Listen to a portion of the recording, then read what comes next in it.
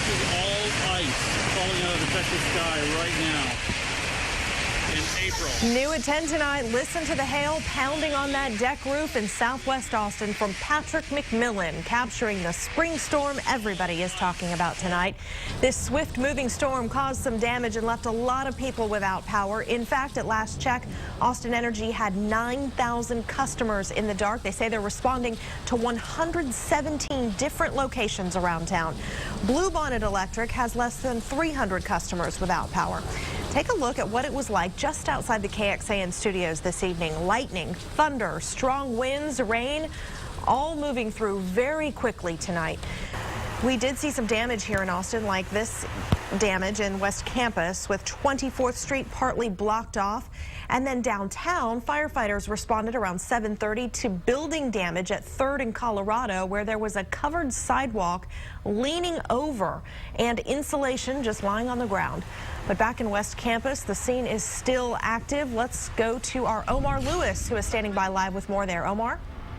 Shannon, first responders say around 7:30, those high wind gusts likely caused this big mess out here. Take a look here. You can see that the scaffolding is now in the middle of the road, and it actually fell on top of this car there. You can see the flashing lights. Let's come down here to get you a better look. You can see that SUV is now trapped underneath that car. Fire crews tell us the car was driving down the 24th Street here when this happened. Luckily, no one was injured because of this, and the people inside the car were all able to get out without having to be medically treated. We spoke to the woman who was inside that car, and she was still very shaken up. Hearing just pieces of wood falling on top of the vehicle. I mean, it was just, and what time one of us is going to hit and go inside the car and hurt us. I mean, thank God nothing like that happened.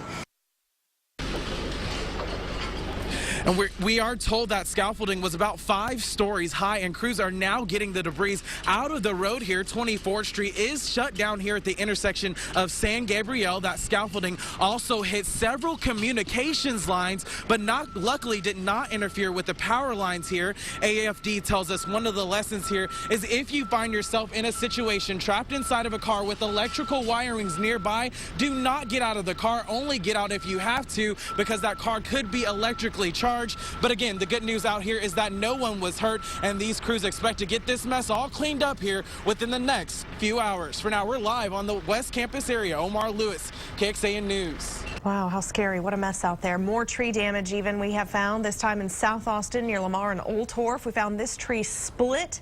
Not sure if it was from strong winds or from lightning, but it is on the side of the street, so not causing any additional problems. And watch out in Bastrop near Cedar Street and Wilson Street. We're passing along this picture from Bastrop Police and the city's Facebook page. A tree there split an A&D power line there, so be careful if you are in that area.